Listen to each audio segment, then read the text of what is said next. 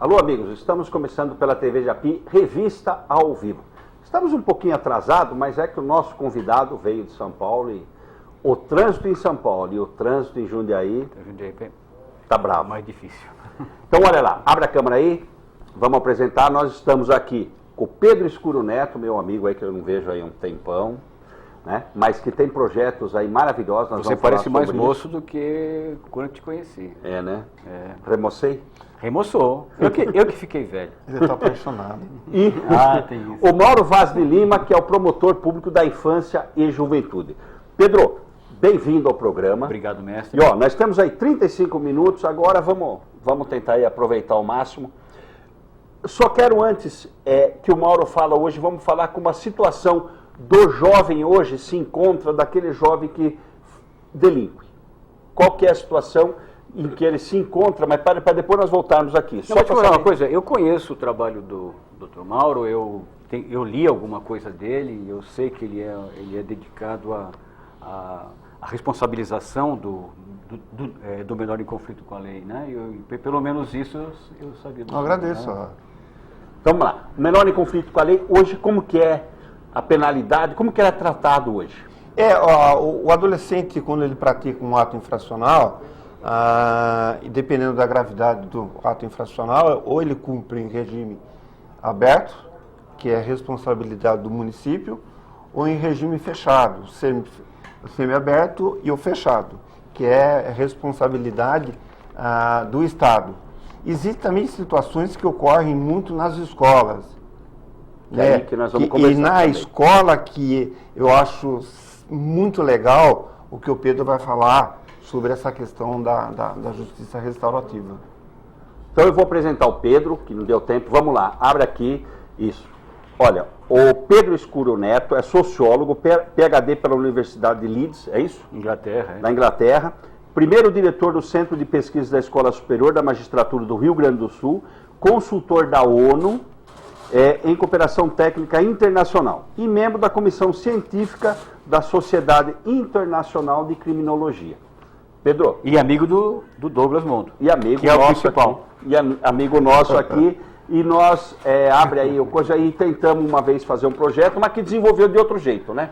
Vamos lá, fala um pouco, Pedro, vamos lá. Olha, nós começamos esse projeto em 98, foi através do apoio do Douglas, que era presidente da OAB na época. Não, né? do Conselho de Segurança. Do Conselho de Segurança, do CONSEG. Do CONSEG. Foi a primeira vez, nós tentamos no Brasil, foi uma iniciativa pioneira. Daí nós fomos para Mariporã, de Mariporã nós fomos para o Rio Grande do Sul, implantamos lá, o projeto ganhou o prêmio Inovare, lá em Porto Alegre. Hoje ele é adotado pelo sistema de proteção escolar do governo do Estado de São Paulo, que vai atingir as 5 mil escolas da rede pública estadual, dois professores encarregados desses procedimentos restaurativos. A justiça restaurativa é o guia, é o paradigma seguido. Quer dizer, começou tudo em Jundiaí. Quanto que é? Basicamente o seguinte, o que é a justiça restaurativa? Né? Ela é a justiça do reconhecimento, que é a pulsão principal do mundo moderno. Ela pretende harmonizar o sentimento de justiça da pessoa com o que a lei estabelece, que hoje a gente percebe que não existe. Hoje, aparentemente, nós estamos em conflito, nós procuramos nisso. A preocupação da justiça restaurativa é primordialmente com a vítima, com o dano causado, né? Que muitas vezes a própria vítima concorre para o dano, né? Hoje nós temos o nosso sistema de justiça é muito concentrado no infrator. Acontece uma infração, vamos logo centrados no infrator. A justiça restaurativa pretende tirar essa ênfase do infrator e colocar no dano causado à sociedade. Tira o foco do infrator. Tira o foco do infrator. Ele passa a ser também uma parte do incidente. Sim. Então, ela considera o infrator, a vítima e a comunidade. Então, nós temos desenvolvendo procedimentos. O projeto aqui, quando começar, vai ser com o apoio do Tribunal de Justiça do Estado de São Paulo. Nós temos uma coordenadoria o coordenador é o doutor Egberto Penido, né? Deve conhecer.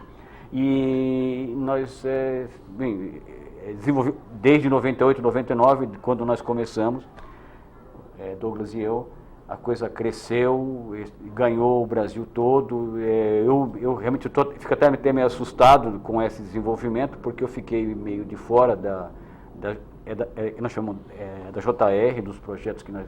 E quem sabe agora nós podemos relançar aqui no nascedouro, na manjedoura do projeto que foi Jundiaí. Vamos lá, uma dúvida até para vocês dois e relacionado a isso. Esse projeto, o nível de delinquência, vamos dizer, o nível da infração cometida, alcança até esses atos que aconteceram agora de homicídio ou não? Ou ele vai até um determinado nível? Isso aí o sistema é muito exigente. Quando digo sistema, eu digo a justiça, as escolas, né? Ela dá mais, a justiça restaurativa tem melhores resultados para infrações graves. Só que aqui nós vamos tentar primeiro com as infrações menos graves, com aqueles conflitos naturais, que é onde tudo começa, né? Os conflitos que geram incidentes maiores e que formam as personalidades, principalmente a personalidade do jovem, da criança. Isso. Hoje nós temos, e o Mauro é defensor, eu gostaria que ele falasse um minuto sobre isso. Hoje nós somos defensores, eu sou, e o Mauro, enquanto promotor público, é muito defensor do aumento da penalidade do ato infracional quando vira homicídio, por exemplo. E citando o caso que teve nós em Jundiaí há uns tempos atrás, daquele rapaz ali no Mercado Boa, né, que ele foi assaltado. Esse que aconteceu em São Paulo, do menino que levou um tiro no rosto, por outro menor. Do menor que, em tese, né, não sei se foi ele ou não, mas junto com os maiores, colocou fogo na dentista. Quer dizer, esses atos em que os menores estão sendo utilizados pelo maior, e mais, quando o menor também já virou um delinquente, vamos dizer assim. Sim. Certo? Com alto grau de periculosidade. Sim. Hoje um menor aí com 17 anos e 10 meses que estão aí matando. Pois é, mas o menor na verdade, ele acaba sofrendo maior punição que o adulto. Isso é mundial. O nível de punição do menor acaba sendo maior do que o adulto. Isso é verdade. Os adultos que vão para a cadeia, olha, eu trouxe uma estatística aqui, né? Isso é severo. E isso, olha, nos Estados Unidos, hein, que a gente considera como sendo um paradigma para nós, como sempre, nós temos um complexo de vira-lata, né? Olha bem, de 16 milhões de infrações graves praticadas por adultos, a metade a polícia não toma conhecimento. Dessa metade, de 8 milhões, dessa metade, apenas 20% resultam em processo. Desses 20%, olha bem, apenas 150 mil acabam na cadeia. E desse que acabam na cadeia, uma porcentagem muito grande cumpre só 1 ano de prisão. E o menor, isso o doutor Mauro conhece muito bem, eles acabam sendo punidos, reclusos, muito mais que um adulto que...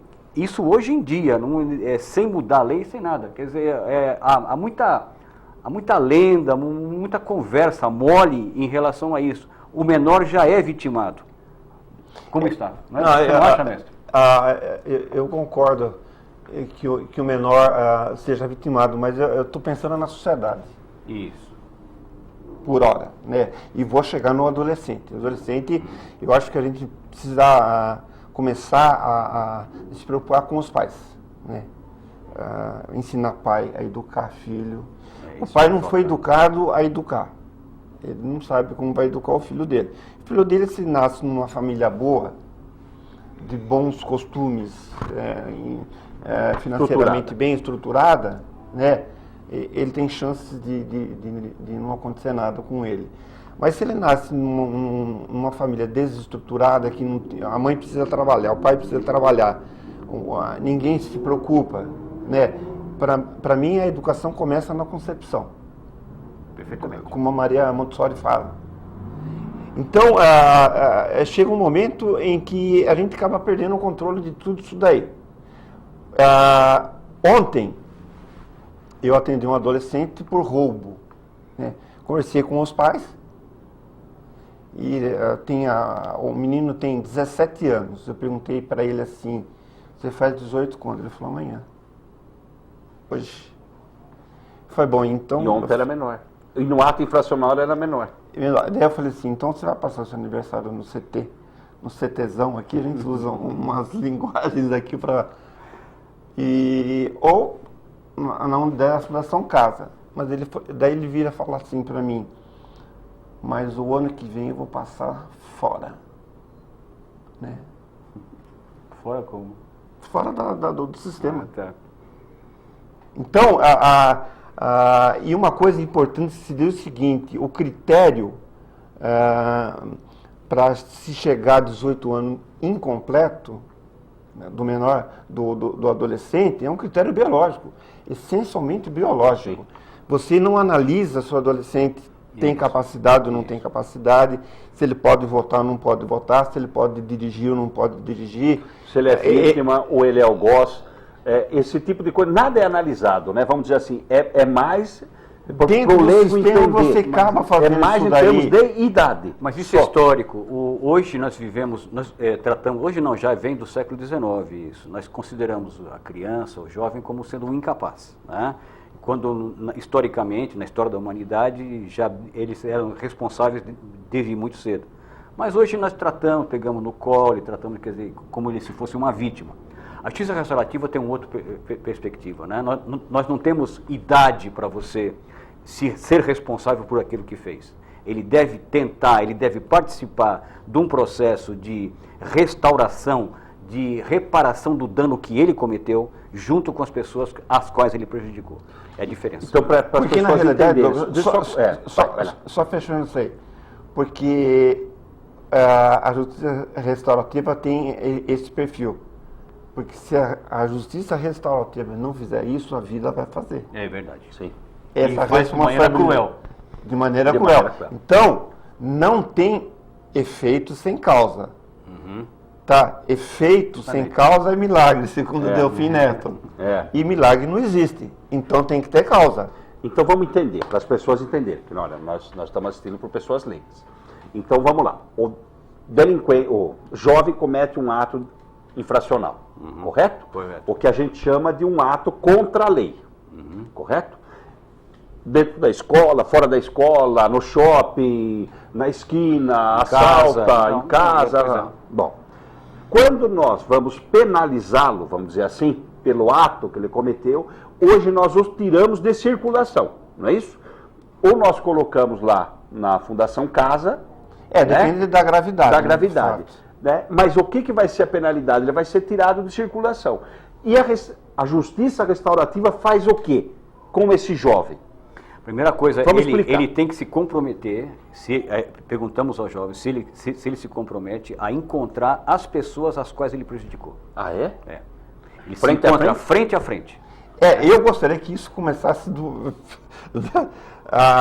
das infrações de menor potencial ofensivo. É o que nós fazemos no momento. Isso. Daí ir subindo, porque se a gente começar exemplificando... Então, vamos pegar um exemplo.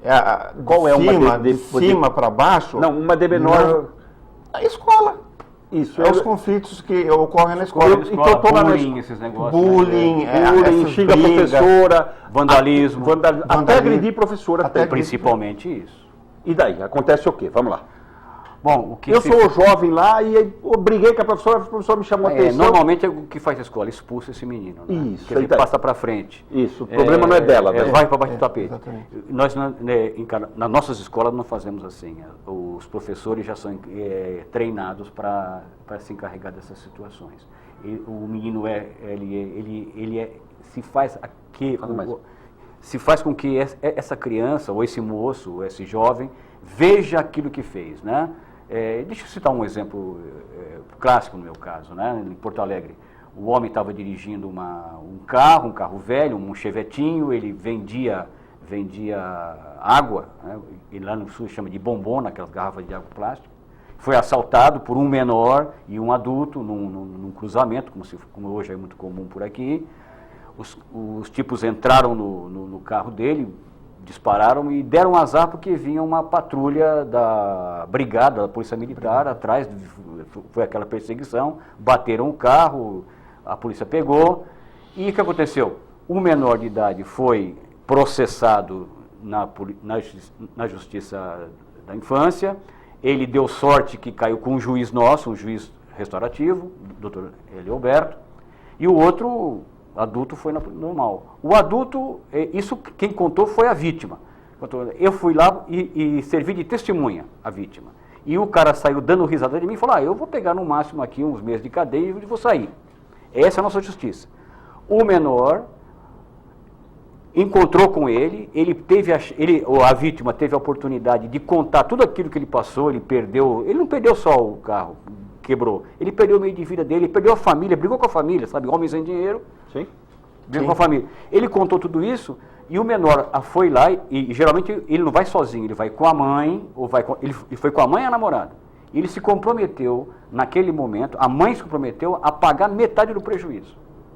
E pagou. Ela tinha lá uma biboca ali numa favela. E o menor, demorou. E a reação? Será que ele entendeu esse processo? Como que funciona? Você acha que cria no menor a responsabilidade de falar, meu Deus, olha o que eu fiz para uma Criou porque ele nunca mais delinquiu. Né? E mais outra coisa, nós estamos aplicando em São Paulo agora. Nós vamos, isso já é decisão da Justiça, do Tribunal. Vai haver acompanhamento, porque a Justiça Restaurativa faz questão que a gente acompanhe isso não se faz hoje. Né? Um exemplo, eu acho que isso é verdadeiro mesmo. Quando você confessa que você errou e você pede desculpa, uma série de coisas, isso é fundamental. E a pessoa te desculpa, é jogado no teu coração, nas tuas costas, na tua consciência, na tua alma, uma responsabilidade tão grande. Eu fui perdoado pela vida. E você assume em público, em coletivo, que é mais forte. Você entendeu? Isso daí traz uma responsabilidade muito grande. Porque essa história de ficar batendo, não resolve. Revolta muito mais ainda. Então, pera um pouquinho. O sentimento que está sendo colocado nas pessoas, e de maneira geral, e a imprensa está colaborando com isso e tal, tudo mais, que é o seguinte, vamos diminuir a idade, vamos fazer com que a maioridade penal caia para 16 anos, vamos transformar aquele jovem em adulto, correto? E nós sabemos que daqui a pouco é 16, daqui a pouco é 14 e... A Justiça Restaurativa não vê isso. Você pode ter 4, 5, 6, ele responde por aquilo que fez. Isso se faz em casa, hein? Isso. Na minha casa se faz assim. Isso. Na sua casa também. Educação. Então, o que a família não faz, e voltamos ao ponto inicial do Dr. Mauro, o que a família não faz, a Justiça Restaurativa faz. Isso. E com acompanhamento da Justiça. Da Justiça, dos professores, quer dizer, a gente inclusive muda a mentalidade da escola, as escolas mudam de mentalidade. Se pensar uma coisa, a Constituição diz o seguinte, que é a responsabilidade do Estado, da sociedade e da família.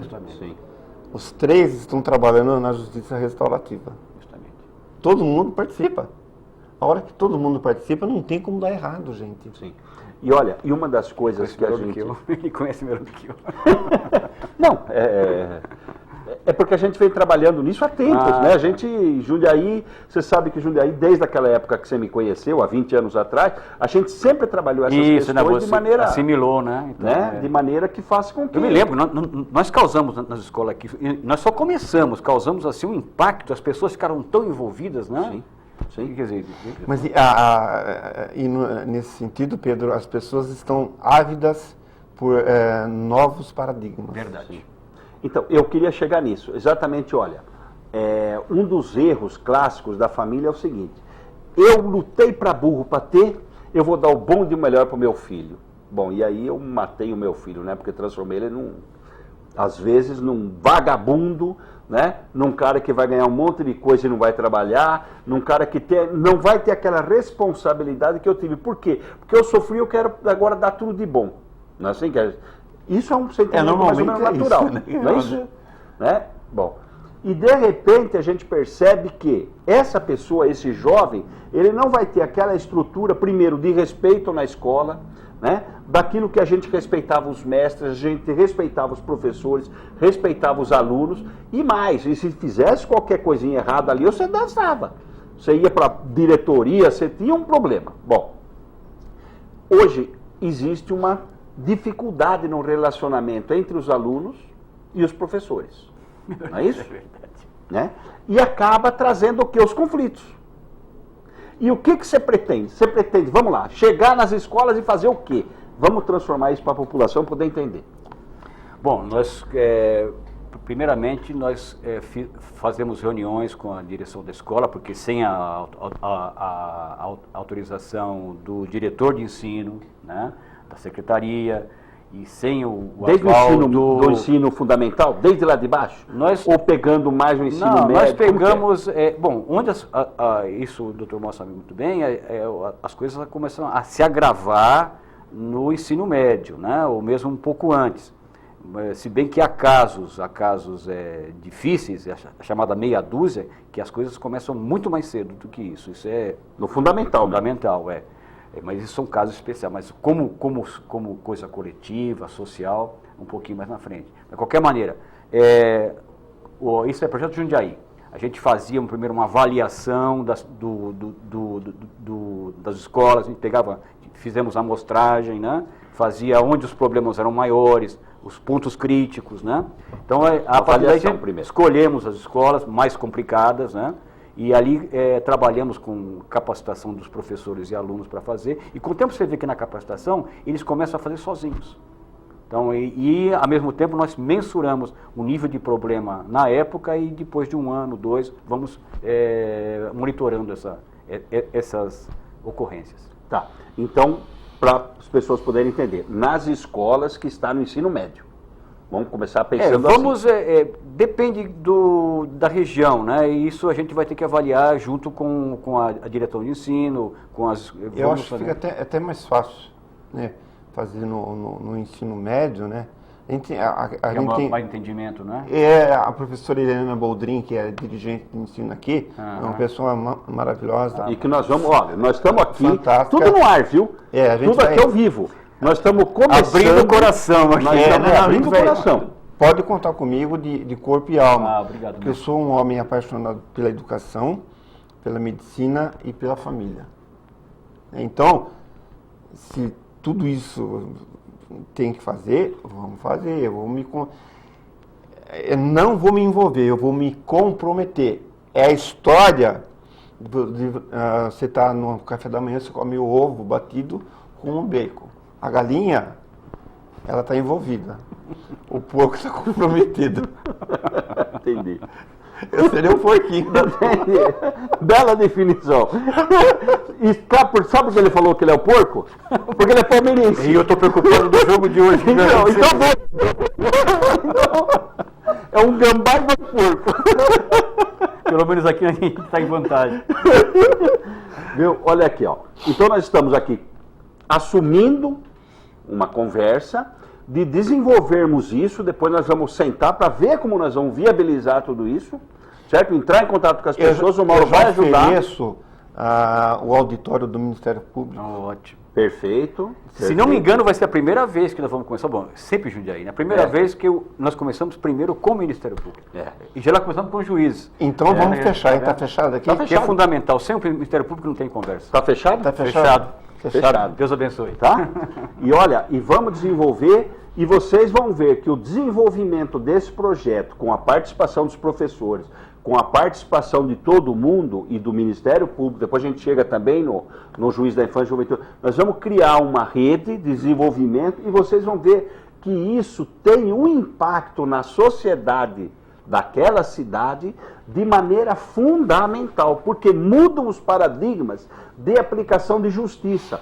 Quando a gente pensa assim, o jovem que comete um ato infracional, ele vai cometer um crime, vamos falar para as pessoas poderem entender, vai cometer um crime, e a gente fala assim, olha, seguinte, vamos penalizar esse moleque, vamos prender, vamos acabar com esse moleque, se possível, vamos dar um cacete nesse moleque. Você sabe o que nós estamos fazendo?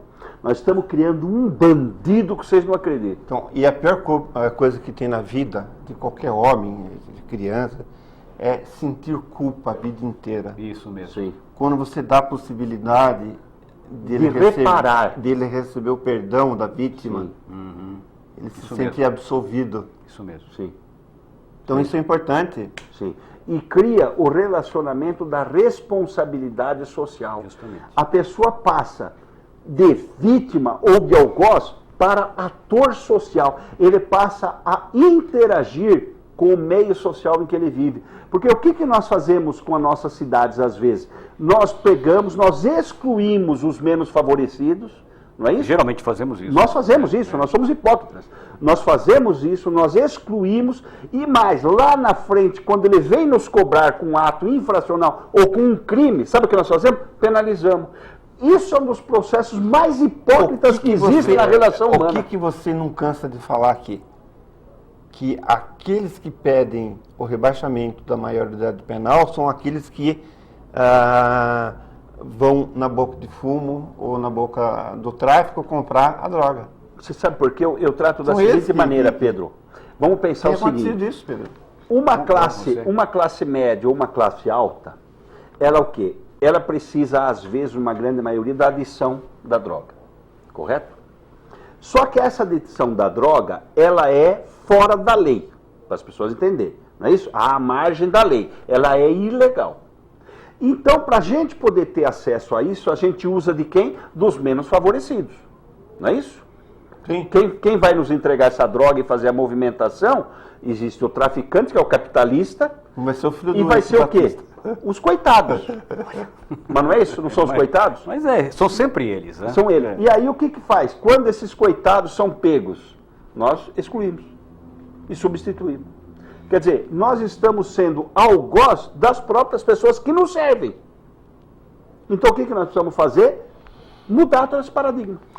A justiça restaurativa não veio para passar a mão na cabeça de ninguém, não veio para fazer bem, para fazer o bem, nós viemos para mudar a justiça. Né? Mudar o sentimento de justiça, a concepção que nós temos de justiça, que ainda é uma concepção do Antigo Testamento, da vingança, olho por olho. Isso. Nós queremos passar para a justiça de Jesus Cristo, que é concilia-te com o teu adversário. Ai, que delícia ouvir isso do Pedro. Vai lá de novo, como que é? Concilia-te com o teu adversário. Esse é que Jesus veio para ensinar. Ele falar de Jesus, isso é super importante. Mas a justiça restaurativa é a justiça dele. Então, a justiça é aquela em que aceita os seus pares, né? Justamente. Né? E mesmo quando há um erro, né, em aspas, de um desses pares, na verdade ele é o quê? Ele não vai ser excluído. Não, vamos restaurar o âmbito da convivência, onde aquele objeto do desejo... A sociabilidade. É a sociabilização com o perdão. E aquele objeto do desejo passa o quê? Ser discutido entre vítima e quem cometeu o ato. Não é isso? Diante da sociedade. Diante da sociedade. Para quê? Para que ele também não seja excluído, porque excluindo-o e colocando-o à margem, nós vamos fazer o quê? Vamos matá-lo. Não é isso? E olha, os problemas vão fundo, quer dizer, os seus problemas começam realmente em casa, na comunidade, né? A maneira de se tratar, de você interagir com seu pai, com sua mãe, com seus irmãos, né? E essa mudança é fundamental para que nós mudemos esse paradigma que o Dr. Mauro estava frisando. Normalmente, foi aplicado aqui no estado de São Paulo a justiça restaurativa, com o Lelo, com a Laila. E você pretende fazer isso na escola ou pretende fazer isso num outro lugar?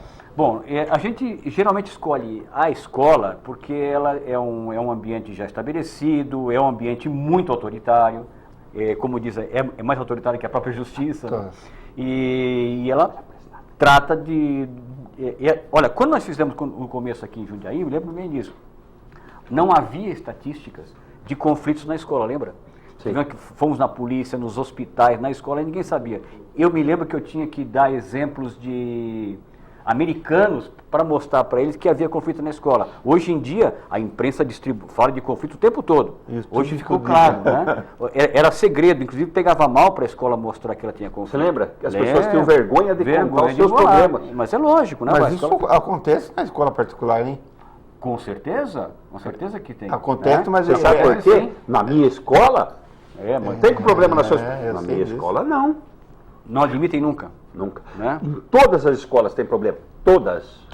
E todas têm droga dentro da escola. Todas. Por isso, então, viu, Mauro, por que nós escolhemos a escola? Porque a escola é estratégico. Você pega tudo.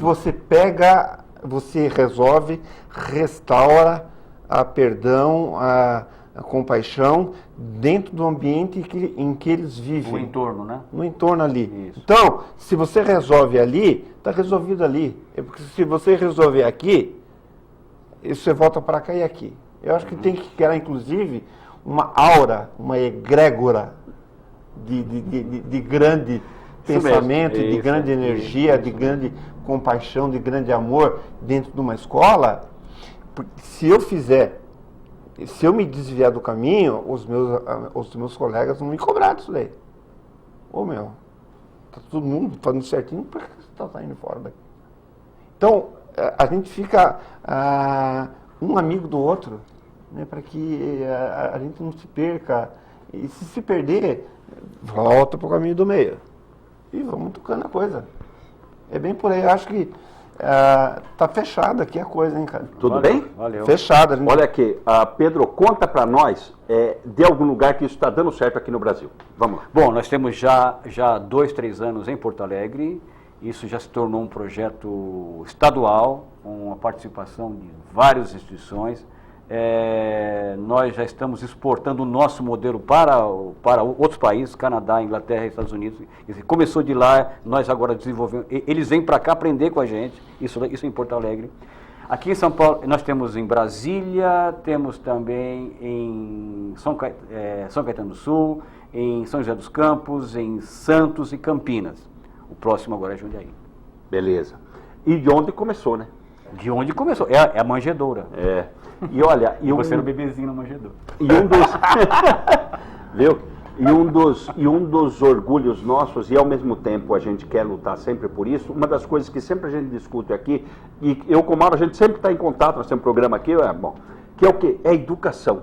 Não tem como fugir disso. Eu gostaria que você falasse um pouco disso, Pedro, porque você como sociólogo, é fundamental que as pessoas se eduquem, é fundamental que as relações humanas se desenvolvam, inclusive através do conhecimento.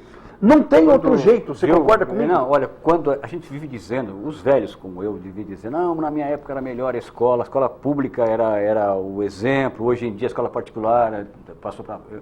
É que o ambiente, principalmente dentro das escolas públicas, degenerou muito, né? E há um afluxo muito grande de pessoas, mais humildes agora têm acesso à escola livre acesso, e elas não encontraram ali um ambiente adequado para resolver os problemas fundamentais, que não é um problema intelectual, não é um problema de aprendizado, é um problema de sociabilidade, né? Vão aprender a conviver, a resolver os seus problemas de maneira civilizada, de maneira restaurativa mesmo. Quer dizer, aquilo que eu faço, eu tenho responsabilidade e maturidade suficiente para resolver também.